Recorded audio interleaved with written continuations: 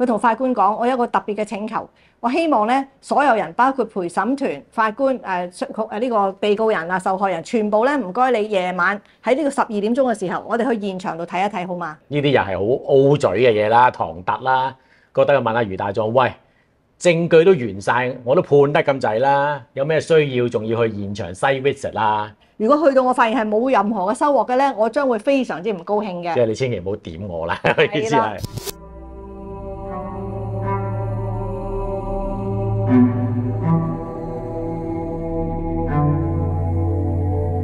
翁靜晶危險人物2.0。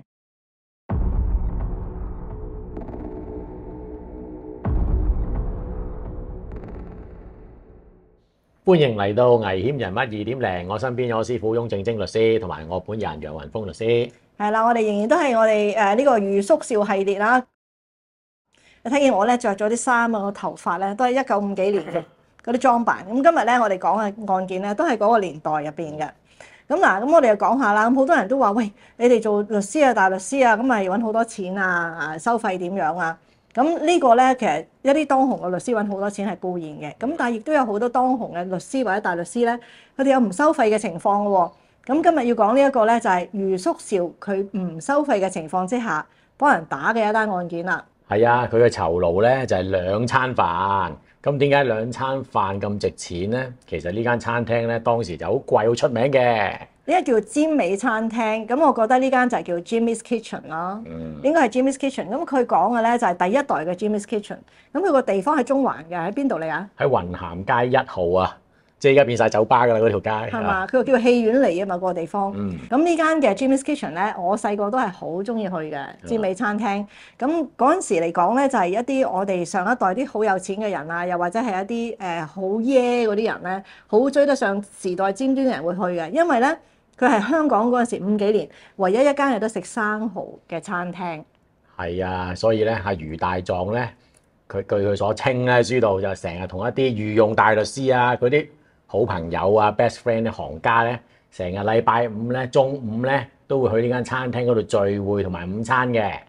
咁最重要咧就係因為嗰個年代咧，其實呢個嘅情況咧都去到我諗7幾年嘅時候。嗱，我最多講到7幾年啦。如果你有證明係9幾年都有，唔係我講啊嚇。咁就係咧好多啲大律師咧，甚至有啲法官都好啦，即係我哋佳寧案都有講過呢一 point 咧，就係佢哋好中意喺中午食飯嘅時候咧，去 Hong Kong Club 咧就飲酒嘅。咁佢哋中午食飯唔係淨係食嘅，飲好多酒，飲到好醉啊！咁甚至乎翻到法庭嘅時候咧，都仲係醉嘅。咁但係呢個情況嗰陣時係比較普遍嘅。咁後來當然近年有改善啦，即係幾多年前開始改善，我就講唔準啦，即係唔好話我講啊嚇。咁咧就呢個50幾年嘅時候咧，余叔少就同埋嗰啲御用大律師啊、律師咧，就好中意去呢個尖美餐廳嗰度咧就食晏嘅。咁你知係晏晝嚟㗎啦，咁晏晝仲要上庭仲要做嘢啦，冇影響嘅。OK，咁好啦，咁佢同邊個去啦嗰陣時？嗰陣時係點㗎？佢話佢係禮拜五啫，佢本書寫咁啊，特登揀禮拜五嘅，因為嗰日咧就比較清閒啲㗎嘛。其實當年成個法律界唔係好似依家咁忙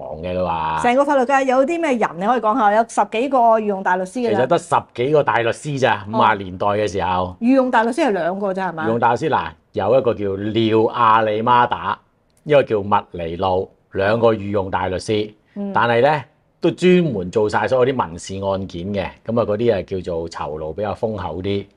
咁而咧其他仲有2個都係幾叻嘅，2個係大律師，唔係御用嘅。係啦，一個叫貝納奇，大家識，我哋都識啦 ，Bernanke 啊 Chambers 成日揾佢噶啦嚇。咁一個護禮啊，又係做晒啲民事案件嘅。咁由於阿余大狀新進啦。咁所以咧，佢係有機會可以做到刑事案件啦，所以啊，嗱咁樣嘅，即係我哋普遍都認為咧，做民事案嘅大律師咧，揾錢係多啲嘅。原因就係話都係商業嘅糾紛啊，家庭嘅即係有錢夫妻打呢個離婚啊，係啲比較有錢啲同埋牽涉銀紙嘅一啲商業化啲嘅案件，就做民事嘅。咁刑事案嘅律師咧，就一般咧，佢哋就認為揾錢少啲，咁好多都中意做民事多啲啦。因為刑事案你好多時候都會見到啲三教九流啊，啲窮嘅人啊，冇錢打官司啊，甚至係政府資助啊咁樣嘅。咁講余叔少係比較打多刑事嘅官司嘅。咁好啦，咁佢呢個案件咧就同呢個尖美餐廳有關嘅。咁原因咧就係尖美餐廳嘅老闆咧叫做Orlando 係嘛嗰陣時阿蘭道。係啊，阿蘭道咯，我哋叫佢做不如。咁咧佢咧即係 Jimmy's Kitchen 個呢個蘭道啦，咁佢咧就屋企咧就出咗事，就咩事咧？就係佢之前嗰個廚師啊，咁咧就俾人拉咗啊，就好嚴重嘅刑事傷人案就俾人拉咗。咁呢個 Jimmy's Kitchen 咧其實都有好多古仔嘅，即係案中有案㗎啦。佢哋嗰陣時咧就係幫襯一間叫高華農場嘅，就係喺呢個海洋公園附近嗰度咧，就係買佢哋有個 nursery 做好多啲好新鮮啲菜咧，一路都供應俾佢哋嘅。咁而咧高華農場嗰度以前咧就有一個動物園嘅。咁嗰個動物園咧就何鴻燊有份嘅。咁而嗰度咧發生過一單好得人驚嘅案件嘅，咁就係有一個日本人就帶住隔離白人嗰個仔咧，就同埋佢自己啲仔女咧，就去嗰個農場入邊嗰個動物園嗰度就睇嗰啲動物，唔知點解冇睇好個細路，嗰個西洋仔咧伸咗隻手去個熊嗰個籠嗰度啊，成隻手被扯咗去啊！咁結果咧就變成一單好大嘅訴訟案嘅。咁呢個就係同呢個農場有關，跟住又係慢慢就點樣同呢個，即係因為佢哋係供應俾 Jimmy's Kitchen，咁所以 Jimmy's Kitchen 啲嘢好靚嘅，即係食嗰啲嘢係即係一級嘅西餐嚟嘅。佢嗰個西餐其實都係有啲 fusion 嘅，少少上海形式嘅西餐係融合咗落西餐嗰度嘅。你有冇去過啊？我有，但係依家好似唔係咁噶啦。佢有啲橋頭嘅，你入去嘅時候，嗰啲好 Jimmy's Kitchen。尖沙咀又開過，後尾唔喺亞視嚟到啊嘛，亞視嚟到啊嘛，我哋係咁好啦。咁呢個老闆咧，咁你見到咧，即係啲識飲識食啊，好多啲有錢人啊都去幫襯佢嘅。咁佢發生咩事咧？咁啊，你講下啦。好，咁咧老闆咧蘭道咧，佢即係 Jimmy's Kitchen 都好成功啦，佢又識飲識食，好多客啦。咁佢住嘅地方咧都唔嘢少喎，佢又住喺麥當勞道嘅大屋嘅。咁平時出入梗係車啦，一係就司機接送或者即係搭纜車啦。以前纜車唔係我嚟旅遊嘅，係真係搭嚟上落㗎嗰個年代啊。咁佢咧屋企咧就係一個工人，其實係幫佢手煮嘢食咧，叫幫廚啦。咁咧去招呼咧佢啲賓客嘅，佢成日咧即係好多時都好多賓客夜晚上去食飯啊咁樣嘅。咁呢個咧幫廚咧就叫金以輝。咁咧一路都幫得佢好好，佢都欣賞佢廚藝嘅。直到有一日咧，因為佢上海咧，金以輝上海佢個爸爸喺度住，咁啊但係就病咗喎。咁金以輝咧就請假咧，就想翻去照顧佢爸爸一陣。喂，咁你冇嗰個幫廚唔掂噶嘛，晚晚都大排筵席。咁咧，阿金以輝唔緊要，我介紹我個好朋友就叫邱耀添嚟咧做我嘅替工啦。咁咧邱耀添咧就去做咯，點知煮嘢食仲好食過金以輝。咁咧金以輝翻到嚟咧就話：喂！嗱，之前咧，其實咧，我同你講好咗，我翻嚟你要走㗎喎，阿邱耀添。咁但係邱耀添就唔肯走啦。仲有一樣嘢最激氣咧，令到金以輝就係袋裏邊咧，其實阿蘭道屋企咧有一個女傭嘅，仲要咧據稱生得幾靚添。咁咧就同咧呢一個邱耀添啊，就咧有一個曖昧嘅關係。咁但係咁都唔係個問題，佢同佢有曖昧關係，佢哋嘅事啊。但係其實呢個靚女傭咧。呢個俏馬姐咧，其實之前就已經同阿金以輝係好咗噶啦嘛。咁即係話，佢唔單止叫咗佢份工，叫埋佢女朋友。係，咁所以佢就成日咧就走去想攞翻份工翻嚟，就想搶翻個女朋友。咁於是咧就成日咧都會即係去翻呢個蘭道間屋嗰度咧就嘈，就希望咧你俾翻份工，話佢冇道義咯，係你替工嘅啫嘛。咁好啦，咁啊嘈到有一晚，咁啊蘭道屋企咧就請客，咁啊突然間咧嗰個舊嘅廚師咧就衝入個廚房度，同個新嘅廚師咧就打起上嚟，嘈得好緊要啦。咁跟住咧就好冇面啦，你屋企嗰度開緊 party，咁就入去就趕走咗嗰個舊廚師，即係個金以輝。咁個金以輝走嘅時候咧，大概都係8點鐘到嘅啫，即係你離開啦咁樣，咁佢就走咗。咁但係到夜晚12點幾鐘嘅時候咧，嗰個新嚟嗰個廚師咧。咁佢就落班啦，落班咧佢就係行嗰個纜車嗰條嘅路咧，即係有條一路嘅細路咧，就落去就放工嘅。嗰陣時差唔多夜晚12點幾鐘，佢洗晒廚房就落去啦。佢就喺嗰度咧就俾人攻擊啦。佢咧就後邊當時佢行緊啦，你知行嗰啲小路咧就喺一係咧就嗰陣時你知啲交通啦，纜車嗰條路有分鐘係上山頂落翻去下邊醒嘅地方嚟噶嘛。佢跟個纜車側邊嗰條路。就咁樣行，其實一隻捷徑小路嚟嘅，唔 suppose 有人咁多人行嘅係。咁行落嚟期間咧，突然間後邊咧就俾人哋拱一下，同埋咧人咧用刀啊篤咗佢條腰一下啊！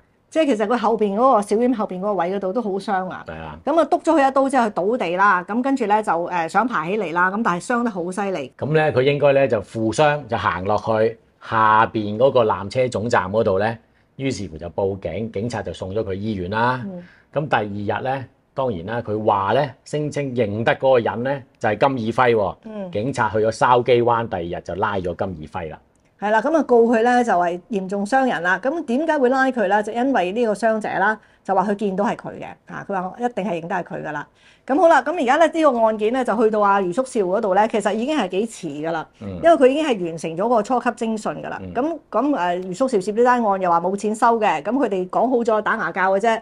你如果幫我打贏咗，幫到我呢個廚師嘅話，咁佢都係即係叫做想幫下個舊伙計。咁咧嗰個難度咧就會請阿余叔少同埋成班律師咧食2餐。咁佢度啲嘢好貴嘅，有生蠔啊，有啲靚酒啊，咁樣其實嗰2餐都唔少錢啦。咁但係咧，余叔少就話啦，我唔收你錢，咁你即係我都要請幫手啊。佢話你唔使擔心。咁因為嗰陣時咧有一個律師，即係都係西人嚟嘅。咁呢個律師咧就承包咗都係免費幫呢個餐廳老闆個廚師㗎啦。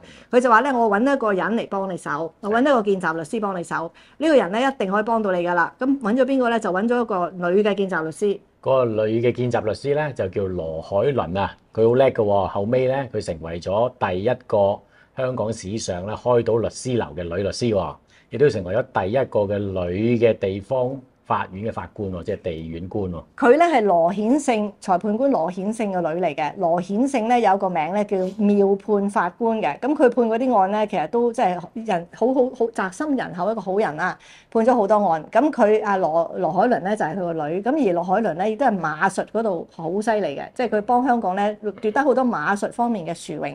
咁學你話齋啦，佢亦都係第一個自己用自己個名去開律師樓嘅。佢間律師樓咧後來即係佢好早過身啊，佢80幾年就已經係血癌啊過身。咁佢間律師樓咧一路都存在，係去到90幾年嘅時候咧，好似同 Stevenson and Wong 合併咁樣嘅，好成功一個人嚟嘅。咁佢嗰陣時咧就啱啱出道啦，就係做咗見習律師啦。咁做見習律師嘅時候咧，就係幫阿余叔少就做呢單案啦。係咁咧，嗰個律師樓咧亦都免費去幫佢啦，食嗰2餐嘅啫。嗰個律師樓老闆叫法蘭，一個即係外籍人士嚟㗎啦。咁咧，咁啊佢嗱做咗呢單案，當然就要開始調查嘅功夫啦。余叔少咧就好似一個偵探咁做嘢咯。佢咧就約呢個羅海倫律師見習律師，就話我哋不如咧中秋節嗰晚咧，我哋首先去做一個 site visit 先，現場去探訪下 inspect 下啦，有啲乜嘢我哋要注意嘅嘢啦。佢想睇下嗰個現場環境係點樣。咁但係羅海倫你而家講緊50幾年啦，啲人咧就好叫做避嫌嘅。咁咧就阿余叔少一睇見阿羅海倫個面色，你夜晚12點鐘案發嗰個鐘數，孤男寡女，你嗌我上山頂同你去過咁黑嘅路嗰度，咁佢已經睇到佢唔係好想噶啦。咁啊余叔少好精嘅，即係知道對唔好意思，即係咁就改變計劃點咧？唔係喂又唔怕，我嗰日咧去山頂賞月啊，帶晒我老婆啊仔女成家嘅一齊噶，咁邀請埋你一齊賞月啫咁樣。咁嘅情況就唔同啦，咁所以你睇到以前啲人做嘢咧係好檢點啦。咁好啦，咁當晚咧咁啊真係咧就佢就同阿羅海倫啦，咁就去現場度睇啦。咁點解要咁緊張咧？因為佢哋見過個被告人。佢哋見過個被告人咧，個被告人都即係好似佢就死都唔認啦。咁佢就話我冇做。咁但係啲證供對佢好不利，尤其是咧受害人咧就話到明係見到佢噶嘛，見到佢個樣噶嘛，篤完佢一刀之後佢跌落地下，我高頭見到係佢啦咁樣，仲見到佢走嘅時候個背影咁樣講嘅，先頭咁樣講嘅，咁就變咗好難打嘅。咁但係咧佢又同阿余叔少講，佢就話咧條路好黑嘅。咁呢一個被告人最特徵嘅地方咧就係佢怕鬼嘅。係。好怕鬼，係啦。咁而咧，佢喺呢個呢個老闆啊蘭道嗰度打工咧，佢一定要求咧個天未黑齊咧，佢要走嘅。咁如果佢真係要等黑咗天先走咧，佢寧願行條長啲嘅路，佢都幾大唔會行嗰條小路嘅。係啊。咁有好多人可以證明呢一點嘅。仲有嗰個俏馬姐啊，出嚟做證都係啊，佢好驚黑㗎。平時本來可以行捷徑，佢都唔行嘅，要兜路嘅。如果天黑。好啦，咁其實呢個天黑小路就會係呢個案件嘅關鍵嚟嘅。咁於是咧，咁羅海倫就同埋阿余叔少啦，同埋有啲家人啦，咁就去中秋節嗰晚咧，就去睇個現場情況啦。咁呢個現場情況咧，呢個 site visit 咧，佢去到現場睇咧，就發覺當時視野都幾清晰嘅，咁係有啲樹影，因為好多大樹噶嘛。咁但係都影響唔到咧嗰個望路啊、望嘅嗰個街嘅情況啦。咁咧亦都咧係靜啲，但係咧都係有啲行人經過嘅。但係你唔好唔記得喎，嗰一日咧係中秋節喎，月圓之夜㗎吓。咁所以視野清晰㗎。嗱，呢啲關鍵點嚟嘅。係。咁所以當日嘅 site visit 咧，對於佢哋嚟講咧就唔係太大得着嘅。咁好啦，咁啊跟住其實咧就過2日咧，本來單案就開審㗎啦。咁點知道啱啱好法官咧就有事，咁就要改期。咁今次咧余叔少咧睇過個農曆嘅日曆同埋新曆嘅日曆咧，就揀咗個特別嘅日期嘅。咁而咧喺呢個中間咧，喺呢個新排期同埋未審嘅中間咧，佢又自己一個人偷偷地咧就喺一個唔同嘅日子咧就上過去嗰度望一望嘅。點解咧？嗱，可以講俾你聽，就係佢哋月圓嗰日睇過啦。係。跟住佢一個冇月亮嘅日子，又自己一個人去睇。今次佢冇叫阿羅海倫去嘅。係啊。嚇！佢自己咧就趁住一個我哋叫農曆年啦月啦嚇，農曆月嘅月底就變咗個月光冇咁光嘅時候咧，自己偷偷地去睇多一次嘅。咁好啦，到排期嗰陣時啦，咁因為咧通常我哋排期啦都要睇下大律師嘅日期嘅，我哋即係要去排一個日期，咁就問下你個大律師嘅日期邊日得閒，咁法庭都會尊重，盡量就嘅。咁所以佢今次揀個日期咧係睇過晒嘅，佢就係揀咗呢個農曆嘅月底，咁就排期去審啦。咁好啦，咁呢次上到法庭咯喎。案中證人咧都算簡單啦，嗱有個傷者邱耀添啦，又有法蘭老闆啦，當然有俏馬者嘅女傭啦。咁辯方證人可能就有，等陣先再講啦，就當事人金義輝啦。好啦，咁邱耀添點講咧？佢就話其實咧，金義輝同佢講話會翻嚟攞翻佢份工呢啲係冇呢啲咁嘅事嘅。根本佢就講佢唔會翻嚟嘅。亦都講咧，關於同俏馬姐佢承認喎，佢同俏馬姐真係有不尋常關係喎。咁咧嗰晚咧，佢就做完嘢鬧完交，咁做完嘢換嘢離開啦。行嗰條小路嘅時候咧，就係好似咁講啦，突然間拱同埋有人捅佢個背脊一刀，咁佢瞓低咗，轉頭一望就見到呢個就係金義輝啦個樣。好啦，咁余大壯再盤問佢啦。咁咧，佢盤問之下咧，佢話唔係，我係冇睇到佢個樣，但係我睇到佢背脊一定係佢嘅。距離幾遠啊？距離大概25到30尺度啦。咁係咪即係好似呢度到嗰度啊？係咪嗰個證人嗰個位啊？係咁喺法庭度指咗個距離出嚟啦。係啦，即係距離又確定咗，背脊嘅係睇到唔係睇到樣嘅嚇。咁確定咗邱耀添呢個邱耀添嘅證供先嚇。咁跟住俏馬姐啦，上到庭好俏啦。咁咧就其實佢好開心嘅，好似將即係呢兩個男人咧就玩弄於股掌咁樣嘅。咁但係佢就兩邊都唔幫啦。咁又話佢乜都唔知啦。但係佢講咗重要嘅一點，就係佢證實到咧呢個被告人咧，即係嗰個金義輝咧係好怕鬼同埋好怕黑嘅。佢如果避免得過，佢一定會行嗰條路嘅。係啊。咁老闆呢個法蘭又嚟做證人啦。嗱，又係呢個重點，佢又話呢個夥計係佢就冇乜嘢，但係佢好怕黑同怕鬼，亦都係寧願兜路都唔行入黑嘅小徑嘅。係啦，咁好啦，咁其實基本上咧，佢哋係完全完成佢作供啦。咁今次咧，余大狀就話咧，叫呢個被告人咧，金義輝咧就唔好上庭啦，你咩都唔好講啦。咁但係咧，去到呢個位咧，佢就同法官做咗個申請。佢同法官講：我有一個特別嘅請求，我希望咧所有人，包括陪審團、法官、呢個被告人受害人，全部咧唔該你夜晚喺呢個12點鐘嘅時候，我哋去現場度睇一睇好嗎？係啦，咁法官梗係呢啲又係好 O 嘴嘅嘢啦，唐突啦，覺得佢問下余大狀：喂，證據都完晒，我都判得咁滯啦，有咩需要仲要去現場 site visit 啦？同埋仲有嗰個圖蹟都喺晒度啦，大家都講到嗰個位係邊個位啦，咁就話你千祈唔好即係令我，如果去到我發現係冇任何嘅收穫嘅咧，我將會非常之唔高興嘅。即係你千祈唔好點我啦，意思係。咁佢話係咧，你真係要去啦。咁樣其實呢一種即係去現場睇咧 site visit 咧，而家呢啲年代咧就少啲嘅。我做過一次嘅啫，我哋嗰陣時我哋嗰單咧就係因為嗰個死者咧係俾人咧係從嗰個樓梯度拖上去，而啲樓梯嘅距離好奇怪嘅，做得一級高一級低，而且好尖嘅嗰啲角，所以我哋都有邀請咧，即係嗰陣時係莊希斯幫手打啦，咁佢亦都有邀請到法官同埋陪審團。嗰次我哋都有份去係嘛，咁佢哋嘅安排好特別嘅，就會係法庭咧安排一架大嘅旅遊巴，咁咧就會將陪審員全部安排喺上邊，法官喺上邊，咁咧就所有嘅人員都喺嗰個大嘅旅遊巴上邊，我哋律師就自己揸車去咁樣嘅。咁佢呢個一樣啦，咁啊半夜喎12點幾鐘喎，咁啊一干人等咧真係去到山頂呢一個麥當勞度行落去嗰個小徑啦。係啦，咁所以呢個午夜法庭就開始啦。嗰陣時咧就係正值農曆月底啊，一行人有咩人咧？陪審員、法官、法庭書記、法庭嘅傳譯員、被告、控方證人、主控官、余大狀，仲有見習律師羅海倫。係啦，咁好啦，咁啊今次上到去之後咧，完全咧係漆黑一片嘅，同佢同阿羅海倫月圓之夜上去個情況係完全唔同嘅。咁而案發嗰一日咧，正值咧就係呢個農曆日子嚟嘅，即係都係呢啲咁嘅月底嘅時間，係冇任何嘅即係月光嘅。咁去到嘅時候咧，咁啊余叔韶仲準備咗一啲嘅電筒啊，咁就俾啲陪審員佢哋真係好感激啦。咁好啦，咁於是咧咁就開始咧就問呢個邱耀添啦。咁其實佢同邱耀添啊余大狀同佢嘅距離大概都係得5尺嘅啫嗰陣時。佢就話你望唔望到我樣啊？佢話望唔到喎，乜嘢都睇唔到，5尺都睇唔到啦。咁佢就話書記先生，請你記錄咗呢一個呢個口供喺嗰度。咁其實呢個位即係都已經差唔多啦，咁就係咯。咁好啦，咁啊法官就當然好滿意啦。咁喺呢個位已經知你講乜啦，即係根本係冇可能喺嗰個咁嘅情況之下可以睇到任何嘢嘅。咁其實講就算你月圓嗰日咧，都好多大樹啊。呢個案發嘅時間咧，呢個聖佐治大廈咧就未起嘅。咁咧就而且咧嗰陣時Helena May亦都未重新裝修。咁嗰度嘅樹咧係好高同埋好茂密嘅。其實就算月圓嘅夜晚咧，都唔係話真係好光噶啦。咁嗰晚係真係完全伸手不見五指嘅。係啊，咁咧第二日又開庭啦，再確認多一次，原來案發當日真係農曆月底嘅。好快地咧，陪審員就一致裁定被告罪名不成立，當庭係釋放嘅。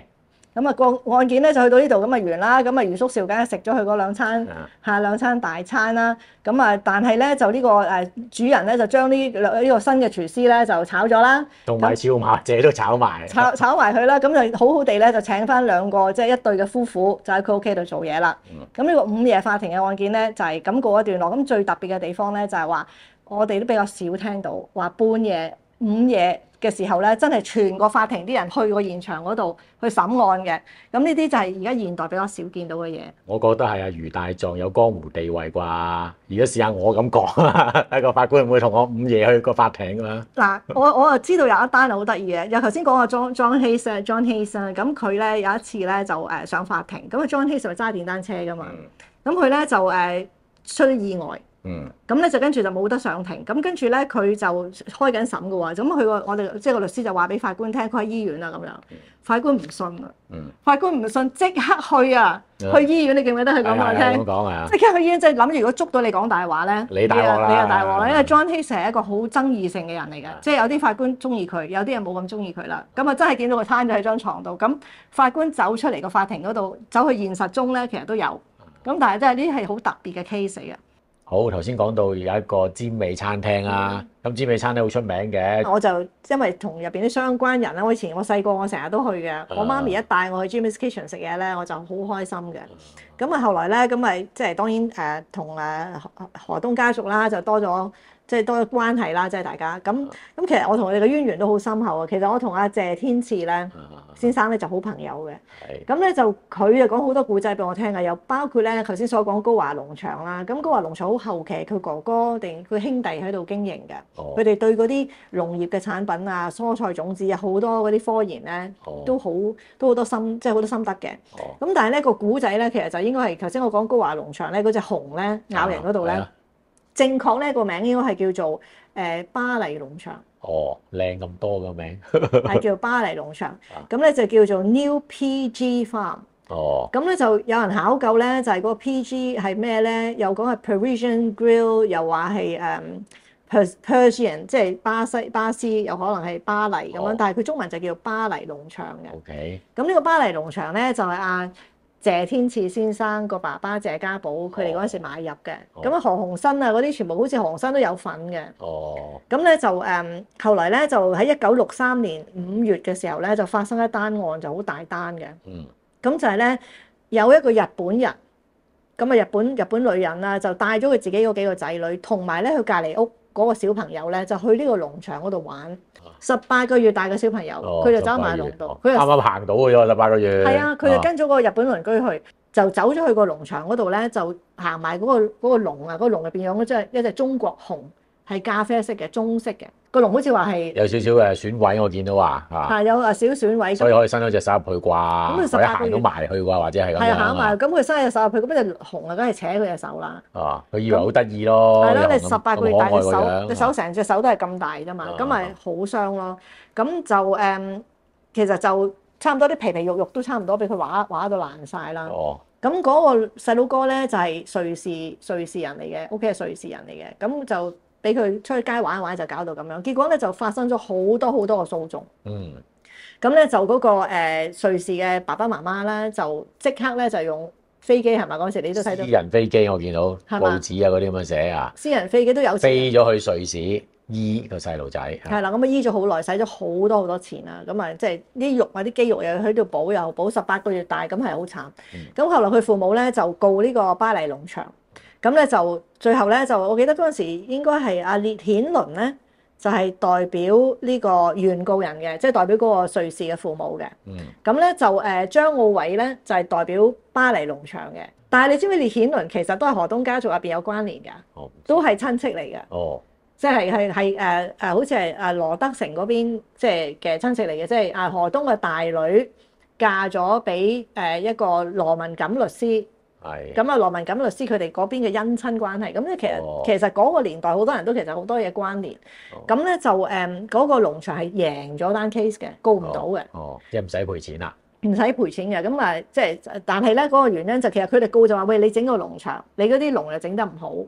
咁佢哋講就話我有中英文嘅牌喺度，咁但係嗰個18個月大，係嘛？咁佢點會識得睇你嗰個叫即係個牌咧？咁樣係啊，不過照計看住小朋友責任喺父母度嘅，照計啊。嗱，你又啱啦。嗱，佢哋告唔到巴黎農場，咁都告咗好耐，打咗好耐官司，使咗好多錢。巴黎農場甩咗身，後來咧個父母咧係告嗰個日本人嘅。日本人係看住小朋友。咁嗰時我嗰時我都好似唔知係咩書度寫過嘅，咁佢就去告個日本人啦。咁啊嗰個日本人咧就走咗嘅，我記得。即係佢發生咗咁大件事，佢都即係好似離開香港，但係最撈尾咧，好似日本人都告唔到嘅。即係佢告佢哋帶個細蚊仔出去，你疏忽責任。咁後來咧就總之係無妄之災啦呢單嘢。咁到最撈尾咧，我哋可以講下呢個巴黎農場咧，其實就係而家嘅海洋公園。係啊。咁咧嗰陣時咧就係冇收人門費入去嘅，咁咧就整得好靚，有得騎驢仔啦，又有一啲好靚嘅魚池啦。而家個魚池咧應該仲喺海洋公園嗰度嘅。好。仲去保留咗個魚池嘅，咁咧就入邊咧就有好多啲奇珍異鳥啦，因為佢謝家嘅爸爸咧好中意呢啲奇花異卉啊，好中意動物啊咁樣嘅。